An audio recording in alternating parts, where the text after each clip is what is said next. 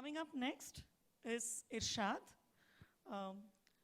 spoken word poet, lyricist, and famed for his Hindustani Musalman.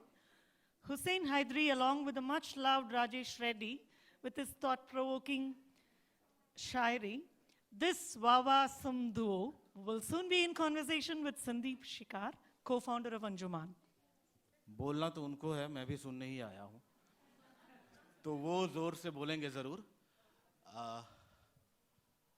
तो हम राजेश जी का इंतज़ार कर रहे हैं, वो बस पहुँचने ही वाले हैं। हाँ, जो लोग कुर्सियों पे बैठे हैं वो आराम से बैठ जाएं, जो खड़े हैं वो भी खड़े रहें। सेटल होने का मतलब ये है कि जब भी आप किसी शेर पे दाद दें तो खट से गिर ना जाएं, बस इतना ही है। हम राजेश जी का स्वागत करते हैं। आइए।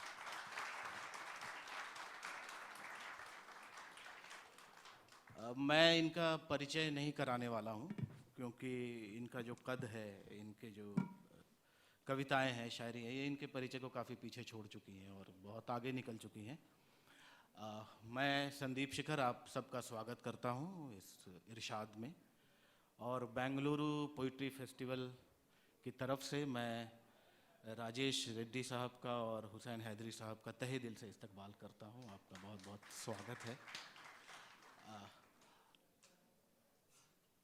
मैं ज़्यादा वक्त ना लेते हुए सीधा मुद्दे पर आता हूँ, और जितनी ज़्यादा हम इनको सुनेंगे हमारे वर्तमान और भविष्य दोनों के लिए बहुत अच्छा होगा, तो वो ज़्यादा ज़रूरी है। तो मैं हुसैन साहब को दावत दूंगा। बस एक शेर से शुरू करता हूँ। रईस अमरोवी की शेर है कि खामोश ज़िंदगी जो बसर कर रहे हैं हम, खामोश ज़िंदगी जो बसर कर रहे हैं हम, गहरे समंदरों में सफ़र कर रहे हैं हम। तो जनाब हुसैन हैदरी साहब आइए।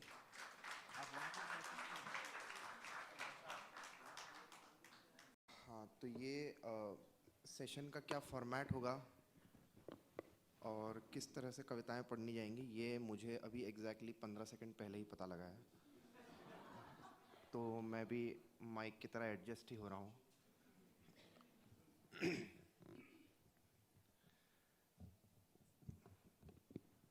तो मैं नज़मों का शायर हूँ, और बहुत शुक्रिया संदीप जी का। और राजेश रेड्डी साहब वो शायर हैं जो मैं जब 18-19 साल का हुआ करता था, मैंने शुरू की थी शायरी पढ़ना। तो जिन शायरों की किताबें ख़रीद के मैंने पढ़ना शुरू किया था, राजेश साहब उनमें से एक शायर हैं। तो मेरे लिए बहुत बड़ी बात है, और आप सबका शुक्रिया यहाँ आने के लिए। पैंडेमिक के इफ़ेक्ट के बावजूद आप लोग पोइट्री सुन रहे हैं, तो खैर मैं वहाँ से शुरू करता हूँ जहाँ से मुझे चीज़ें याद हैं, फिर मैं वहाँ तक आ जाऊँगा जहाँ से मुझे मोबाइल में देखना होगा। तो पहली एक पोयम है, इसका नाम है छिपकली। तो ये बेसिकली ये जो हिंदुस्तान में जब भी फसाद होता है, कोई भी हिंसा होती है, तो अक्सर अहिंसा का भाषण दिया जा रहा होता है। हिंसा होती है और अहिंसा का भाषण फिर शुरू हो जाता है। हिंसा जो है अहिंसा के पर्दे से शुरू होती है, अपना काम करती है, और अहिंसा के पर्दे में फिर छुप जाती है। How in India violence is perpetrated under the garb of non violence. छिपकली। तो जो नेता ये करते हैं उनको मैंने एक मेटाफर दिया है। खाकी रंग दीवारों पर लटकती गांधी जी की बड़ी सी फोटो के पीछे से दोपहरी में एक लंबी भूरी सी छिपकली निकलती है। खाकी रंग दीवारों पर लटकती गांधी जी की बड़ी सी फोटो के पीछे से दोपहरी में एक लंबी भूरी सी छिपकली निकलती है। रेंग कर खामोशी से इर्द गिर्द फोटो के गश्त ये लगाती है, और जैसे ही कोई कीट पतंगा उड़कर पास से गुजरता है, धर दबोच लेती है, पंख नोच देती है, मांस चबा जाती है, जिंदा निगल जाती है।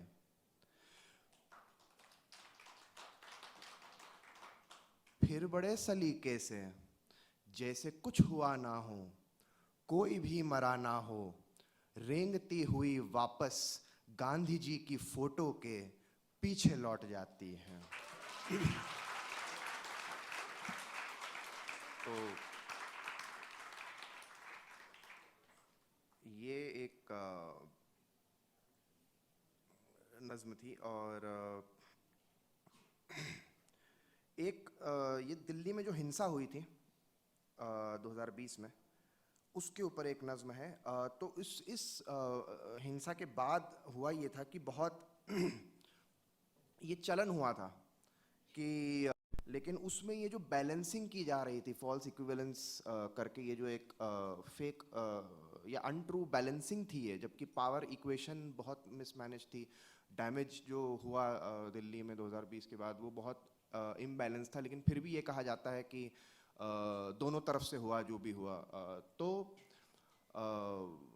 मतलब ये बोथ साइडिज्म के मतलब जो मैं कहूँगा हिपोक्रिटिकल बोथ साइडिज्म है, मतलब जो फैक्ट्स और इससे ट्रू नहीं करता है, ऐसे लोगों को मतलब सीधे सीधे गाली तो नहीं दे सकते हैं, तो मैंने पोएम लिख दी। तो इस नज्म का उन्वान है दोगले।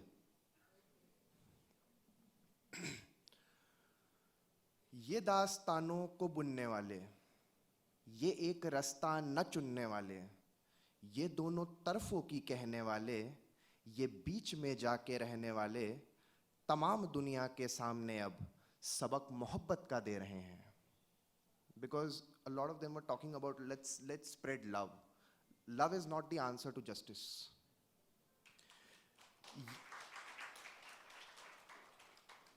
ये दास्तानों को बुनने वाले, ये एक रास्ता न चुनने वाले, ये दोनों तरफों की कहने वाले, ये बीच में जाके रहने वाले, तमाम दुनिया के सामने अब सबक मोहब्बत का दे रहे हैं। ये कह रहे हैं कि जो हुआ है वो हो गया है, सो भूल जाओ। ये कह रहे हैं कि जो दुकानें, जो दिल जले हैं, वो भूल जाओ। ये कह रहे हैं कि घर में घुसकर सितम जो ढाए, वो भूल जाओ। ये कह रहे हैं कि जो है कातिल, अब उनके नामों को भूल जाओ। ये कह रहे हैं कि दफन कराओ सारी लाशों को खामोशी से। ये कह रहे हैं कि दफन कराओ सारी लाशों को खामोशी से। ये कह रहे हैं कि अब दबा दो तमाम चीखों को खामोशी से। ये कह रहे हैं कि अब सड़क पर उतरना रातों को खामोशी से। ये कह रहे हैं कि सुनते जाओ अमन की बातों को खामोशी से। ये दुख पे मेरे ना रोने वाले, ये वक्त पड़ने पे खोने वाले, ये मुस्कुरा के मुकरने वाले, ये खौफ खा खा के मरने वाले, तमाम दुनिया के सामने जो सबक मोहब्बत का दे रहे हैं, मैं आपसे कह रहा हूँ यारो, ये दोगले हैं, ये दोगले हैं। ये चाहते हैं कि जालिमों के जो जुल्म है वो ना हम गिनाएं। ये चाहते हैं हर एक इल्ज़ाम को बराबर ही बांटा जाए। ये चाहते हैं तबाहियों पर सवाल कोई भी ना उठाए। ये चाहते हैं उदासियों पर ज़्यादा मातम भी ना मनाएं। ये चाहते हैं कि इनके दामन पे खून के दाग लग न जाएं। ये चाहते हैं कि जिक्र इंसाफ का कहीं पर ना होने पाए। पुरानी चालाकी है ये इनकी, ये किस्से हम पहले सुन चुके हैं। रफा दफा कर रहे जो मसला, ये शर्म और डर से भर गए हैं। खड़े थे कातिल का साथ देने, ये बात अब ये भी जानते हैं। लहू की सुनवाई हो न जाए, सो हाथ पहले ही धो रहे हैं। ये अब जो बदनाम हो रहे हैं, ये अब जो तारीख में लुट रहे हैं, ये आप ही सबसे कह रहे हैं। ये आप इज्जत ही खो चुके हैं। ये एक ही बात कह रहे हैं, ये दोगले हैं, ये दोगले हैं, ये दोगले हैं, ये दोगले हैं। तो ये काफ़ी बिटर हो गई। ठीक है, इतना लोड मत लीजिए लाइफ में। तो मुझे ये वाली पोएम मैं पढ़ता नहीं हूँ अक्सर, तो अगर जैसे मैं पिछली 2 पोएम में अटका, इसमें भी अटकूँ तो माफ़ करिएगा। ये पोएम बेसिकली एक मतलब एक थॉट के ऊपर है जो मुझे काफ़ी वक्त से था। मतलब माने ये थोड़ी जाती तरह की पोएम है, इंडल्जेंट पोएम है, और माने मतलब बर्दाश्त कर लीजिएगा, ठीक है। मतलब कोई बहुत ज़्यादा सोशो पॉलिटिकल इसका शायद रेलेवेंस नहीं है। तो ये एक थॉट था कि बेसिकली एक राइटर जो है, क्या वो एक स्टेशनरी ऑब्जेक्ट में भरे हुए पानी की तरह है? मतलब is it a finite amount of, एक राइटर के अंदर क्या एक फाइनाइट अमाउंट ऑफ राइटिंग है होती है, या एक राइटर के अंदर पॉसिबिलिटीज होती हैं फाइनाइट से ज़्यादा होने की, इनफाइनाइट नहीं मगर फाइनाइट से थोड़ा ज़्यादा या बदलते रहने की उस फाइनाइट में। तो लाइक मतलब कि क्या वो एक तालाब की तरह होता है, मतलब उतना ही पानी है जितना है, या मतलब it can evolve like a river. तो इस पोएम का नाम है दरिया सा शायर। मुझे लगता था हर शायर कोई तालाब है जिसमें मुकर्रर है फकत उतना ही पानी जितना भर पाए। मुझे लगता था हर शायर कोई तालाब है जिसमें मुकर्रर है फकत उतना ही पानी जितना भर पाए। कोई गहरा निकलता है, कोई उथला ही रहता है, किसी पर हंस आकर चंद लम्हे प्यास रखते हैं, किसी की वुसअतों में कश्तियां भी तैर सकती हैं। मगर ये फिक्र है तालाब जैसा है अगर शायर, तो फिर वो धूप के मौसम में पूरा सूख सकता है। तो फिर वो धूप के मौसम में पूरा सूख सकता है, जो उसकी तह में जिंदा मछलियां हो मर भी सकती हैं। वो आने वाले कल में एक सहरा हो मुनासिब है।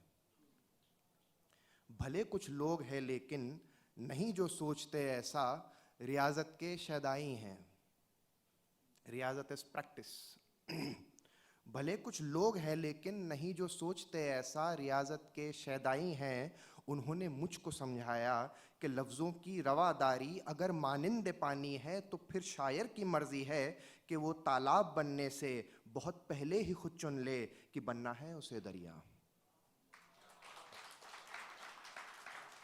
उन्होंने मुझको समझाया कि लफ्ज़ों की रवादारी अगर मानिंद पानी है, तो फिर शायर की मर्जी है कि वो तालाब बनने से बहुत पहले ही खुद चुन ले कि बनना है उसे दरिया। बहा दरियाओं सा तो जिंदगी भर ही रवा होगा, किनारों पर जहां मुड़ जाए शहरों का निशा होगा। बहा दरियाओं सा तो जिंदगी भर ही रवा होगा, किनारों पर जहां मुड़ जाए शहरों का निशा होगा। कभी पर्वत की पिघली बर्फ से भर जाएगा वो फिर, कभी बारिश में सूखे जिस्म को तर जाएगा वो फिर, कभी दूजे किसी दरिया से मिल जाएगा संगम पर। कभी दूजे किसी दरिया से मिल जाएगा संगम पर। समंदर में भी जो डूबा, समंदर में भी जो डूबा थमेगा आखिरी दम पर। किसी दरिया का पानी तोलना गिनना नहीं मुमकिन। किसी दरिया का पानी तोलना गिनना नहीं मुमकिन। मुसलसल बहते रहने का जुदा मेयार है उसका, लबालब हर नफस रहना यही पहचान है उसकी। सो फिर मैं राह चुनता हूँ, इरादा सख्त करता हूँ, मुझे तालाब की तरह कभी साकित नहीं रहना। मुसलसल बहते रहना है, समंदर पर ही रुकना है, मुझे दरिया ही बनना है, मुझे दरिया ही बनना है।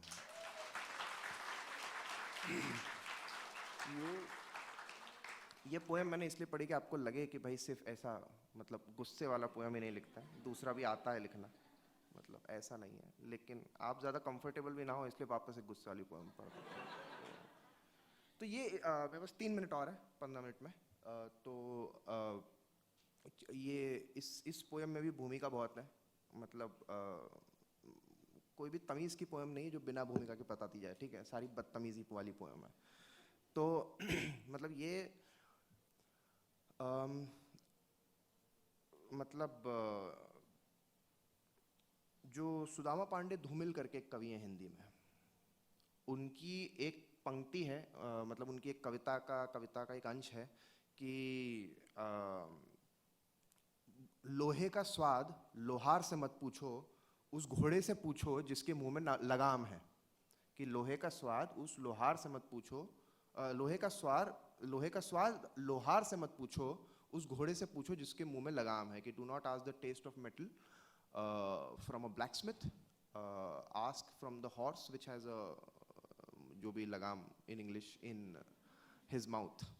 ठीक है, तो मैंने उसके ऊपर कुछ उसको बढ़ाया है उस थॉट को आगे। मुझे पता नहीं है कितनी गुस्ताखी है। तो मेरा मानना है कि लोहे का स्वाद एक नहीं होता है।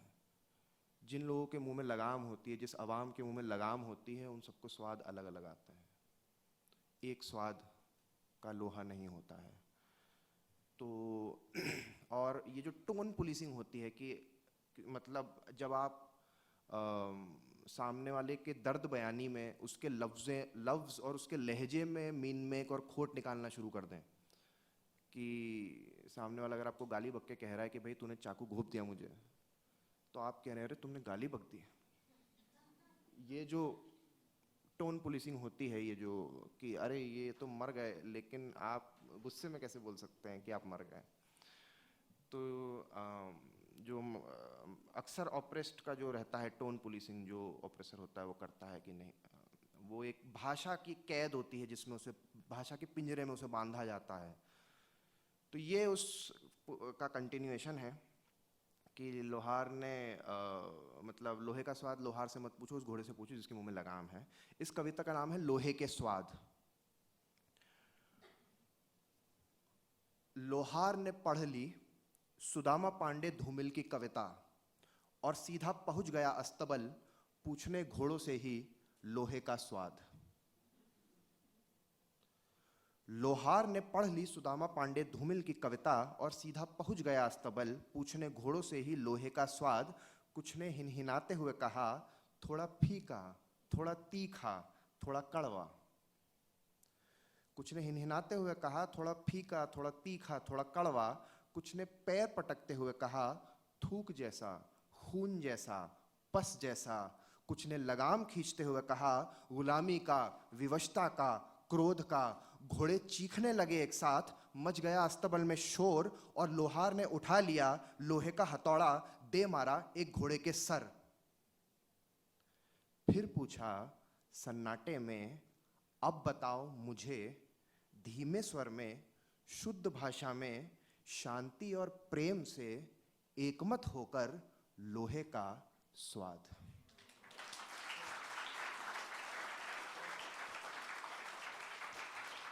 तो ये जो मेरे ख्याल से 16 मिनट हो गए, मैं कंक्लूड करता हूँ।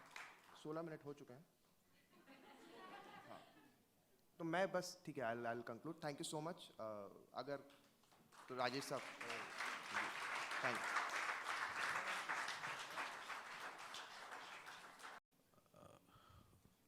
बहुत बहुत धन्यवाद हुसैन साहब। और मैं ये बता दूं कि ये बहुत अच्छे गीतकार भी हैं, बहुत सारी फिल्मों में इनके गाने आ चुके हैं, आ रहे हैं। ये मैं इसलिए भी बता रहा हूँ क्योंकि मैं अपनी भी थोड़ी तारीफ़ करना चाह रहा हूँ। अभी एक फ़िल्म नेटफ्लिक्स पर आई है जादूगर, तो इनके 2 गाने मेरे ऊपर फिल्माए गए हैं, तो मैं बहुत खुशनसीब हूँ। तो ये सिर्फ गुस्से वाले कवि नहीं हैं, ये प्यार मोहब्बत की भी बातें करते हैं। बहरहाल बहुत बहुत शुक्रिया आपका।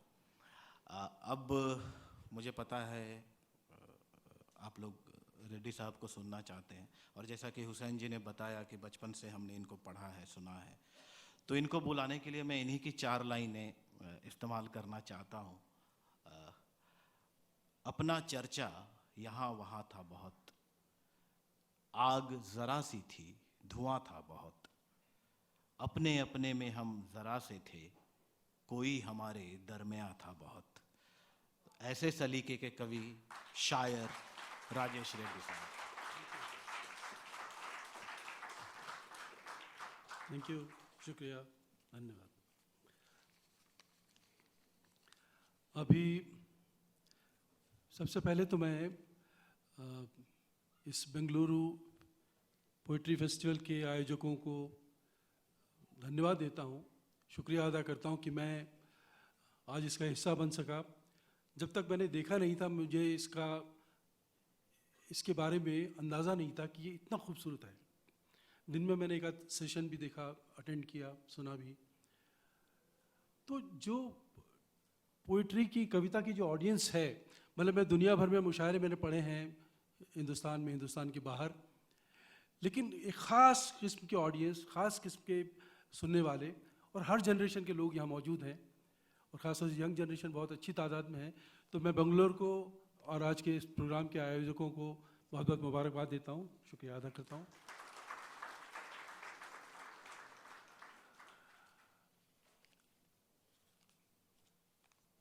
अभी आपने हुसैन भाई को सुना, हुसैन हैदरी को। उनकी उम्र भी है और उनकी विधा भी है। वो नज़्म के शायर हैं और बहुत अच्छे नज़्म के शायर हैं। और जिसे वो बदतमीजी कह रहे थे, वो गुस्सा है, वो गुस्सा है।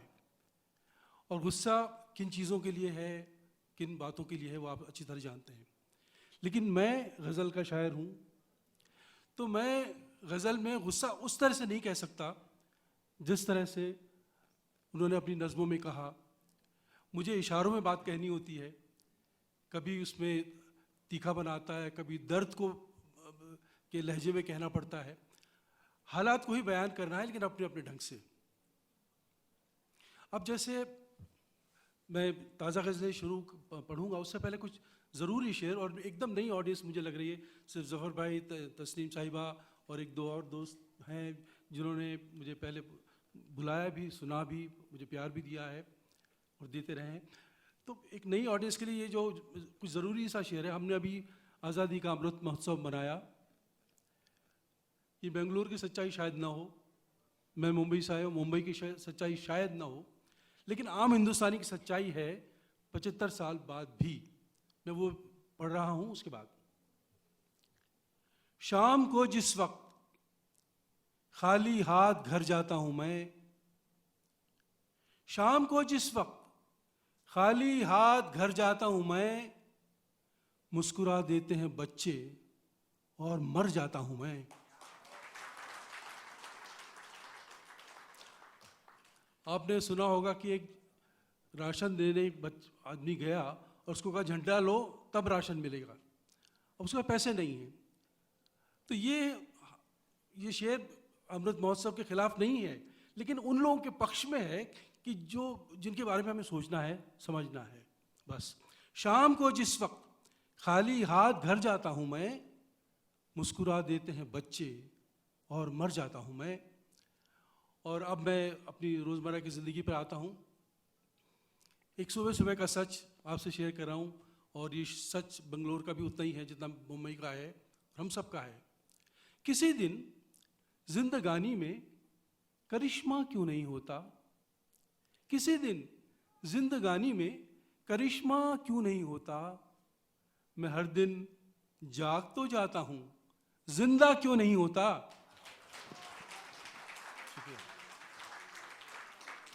किसी दिन जिंदगानी में करिश्मा क्यों नहीं होता, मैं हर दिन जाग तो जाता हूं, जिंदा क्यों नहीं होता।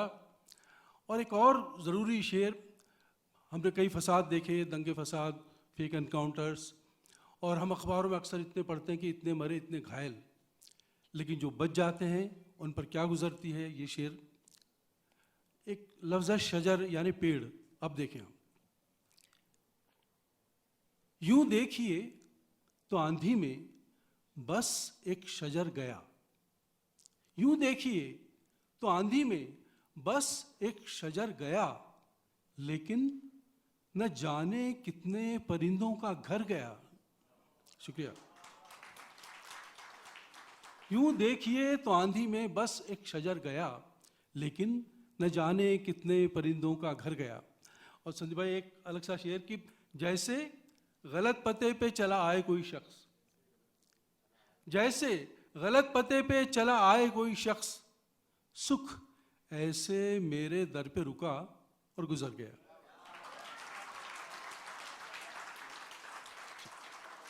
जैसे गलत पते पे चला आए कोई शख्स, जैसे गलत पते पे चला आए कोई शख्स, सुख ऐसे मेरे दर पे रुका और गुजर गया। और एक हम हिंदुस्तानियों की साइकोलॉजी, मैं ही सबब था अब के भी अपनी शिकस्त का, मैं ही सबब था अब के भी अपनी शिकस्त का, इल्ज़ाम अब की बार भी किस्मत के सर गया। मैं ही सबब था अब के भी अपनी शिकस्त का, इल्ज़ाम अब की बार भी किस्मत के सर गया। यूं देखिए तो आंधी में बस एक शजर गया, लेकिन न जाने कितने परिंदों का घर गया। और एक शेर जो इशारों में गज़ल में कहनी पड़ती है वो ये कि वो आफताब लाने का देकर हमें फरेब, वो आफताब लाने का देकर हमें फरेब, हमसे हमारी रात के जुगनू भी ले गया।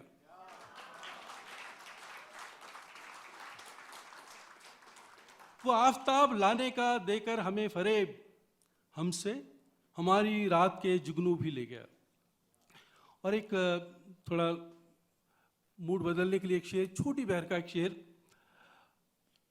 और ख़ासतौर से यंग जनरेशन भी है कि एक आंसू कोरे कागज पर गिरा,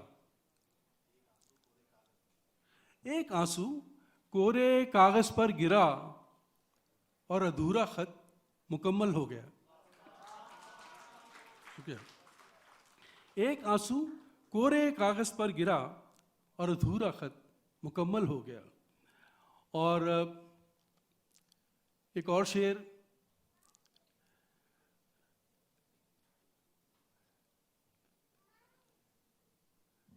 ये कहना चाहिए कि मैं समझ नहीं पा रहा हूँ कि इसको पढ़ूँ या नहीं पढ़ूँ, लेकिन मैं एक गज़ल पढ़ देता हूँ, उसके बाद फिर तरन्नुम से आ जाऊँगा। एक गज़ल जो मुशायरे में मैंने कभी पढ़ी है, एक सॉरी,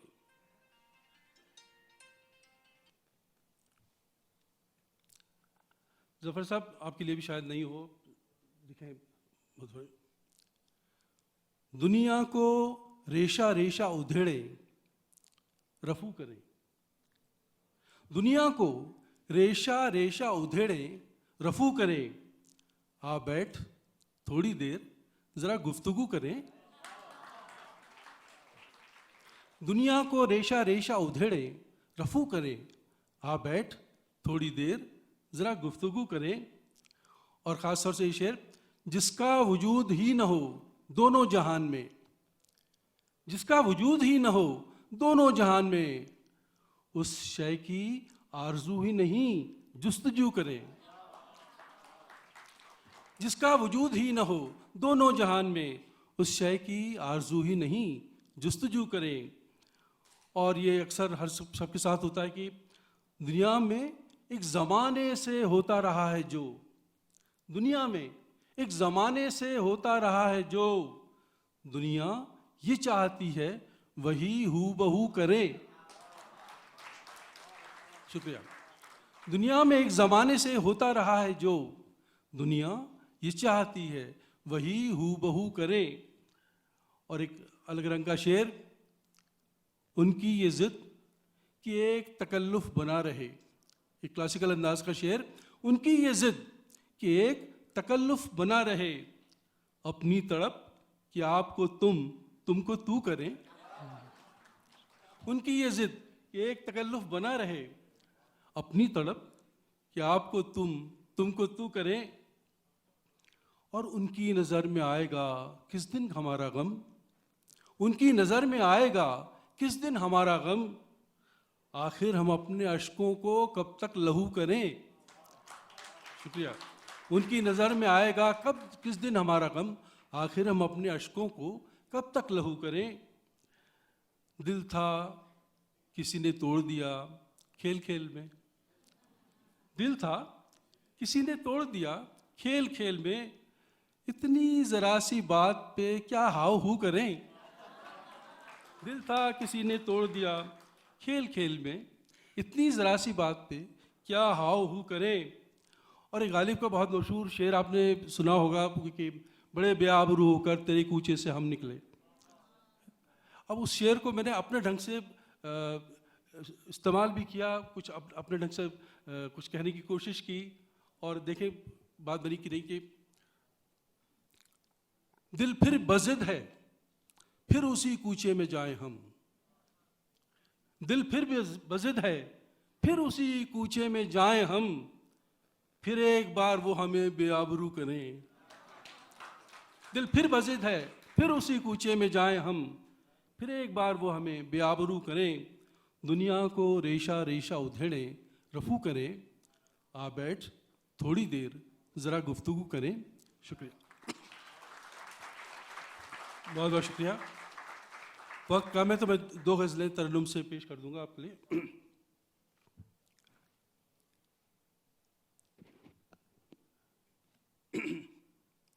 जाने कितनी उड़ान बाकी है, जाने कितनी उड़ान बाकी है, इस परिंदे में जान बाकी है, इस परिंदे में जान बाकी है।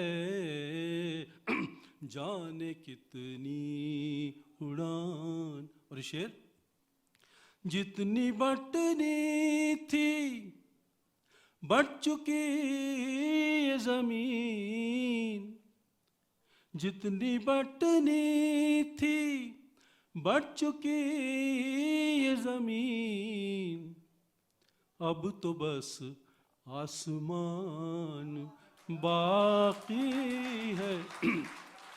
शुक्रिया। जितनी बटनी थी बट चुकी ये ज़मीन, अब तो बस आसमान बाकी है। जाने कितनी उड़ान बाकी है। और इसी सिलसिले का शेर, टीवी पर आप रोज़ दुनिया देख रहे हैं, अखबार पढ़ रहे हैं, और शेर, अब वो दुनिया अजीब लगती है, अब वो दुनिया अजीब लगती है, जिसमें अमनो अमान बाकी है। जाने कितनी उड़ान। और ज़िंदगी का सिलसिला, इम्तिहान से गुजर के क्या देखा, इम्तिहान से गुजर के क्या देखा, एक नया इम्तिहान बाकी है। जाने कितनी उड़ान बाकी है। और ये इस गज़ल का आखिरी शेर, ख़ास शेर, हर अहद का सच है और इस अहद का शायद ज़्यादा सच है। देखें, सर कलम होंगे कल यहाँ उनके, सर कलम होंगे कल यहाँ उनके, जिनके मुँह में ज़ुबान बाकी है। शुक्रिया, शुक्रिया, बहुत। सर कलम होंगे कल यहाँ उनके, जिनके मुँह में ज़ुबान बाकी है।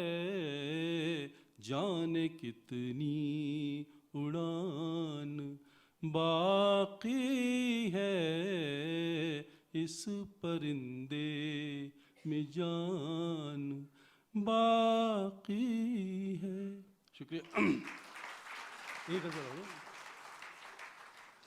एक गज़ल, आखिरी गज़ल, ये वो गज़ल जिसने मुझे सबसे ज़्यादा प्यार दिया, पहचान दी, और एकदम नई ऑडियंस है तो मैं ये चाहता हूँ कि मैं ये सुना के जाऊँ, आप तक पहुँचे। यहाँ हर शख्स हर पल हादसा होने से डरता है। यहाँ हर शख्स हर पल हादसा होने से डरता है। खिलौना है जो मिट्टी का फना होने से डरता है। शुक्रिया। यहाँ हर शख्स हर पल हादसा होने से डरता है। और एक खास शेर। मेरे दिल के किसी कोने में एक मासूम सा बच्चा, मेरे दिल के किसी कोने में एक मासूम सा बच्चा, बड़ों की देख कर दुनिया बड़ा होने से डरता है। मेरे दिल के किसी कोने में एक मासूम सा बच्चा, बड़ों की देख कर दुनिया बड़ा होने से डरता है। खिलौना है जो मिट्टी का फना होने से डरता है। और ये शेर आज के इंसान के नाम। न बस में जिंदगी इसके, न काबू मौत पर इसका, न बस में जिंदगी इसके, न काबू मौत पर इसका, मगर इंसान फिर भी कब खुदा होने से डरता है।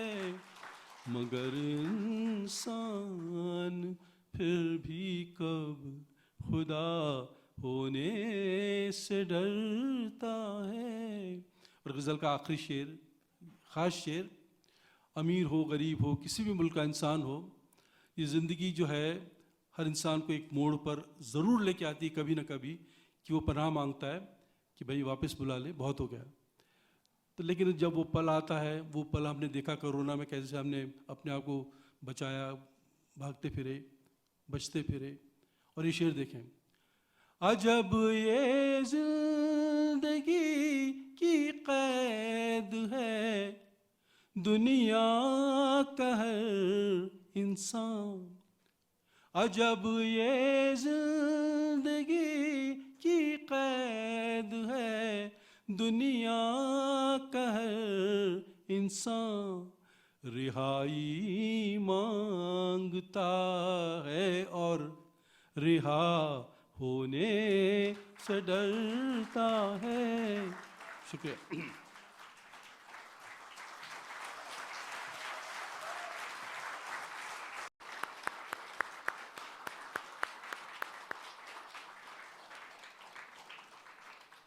बहुत बहुत शुक्रिया राजेश जी और हुसैन जी का मैं तहे दिल से बहुत बहुत बधाई देता हूँ। और हम बड़े खुशकिस्मत हैं कि आज हमें इनको सुनने का मौका मिला। और बेंगलुरु पोइट्री फेस्टिवल, इस मंच पर हर विधा की, हर भाषा की कविताएं पिछले 2 दिन से हुई हैं। तो चलते चलते मैं तो बस इतना ही कहूँगा कि ये वो जगह है जहाँ बूढ़ा किसान रहता है, ये वो जगह है जहाँ बूढ़ा किसान रहता है, ये वो ज़मीं है जहाँ आसमान रहता है।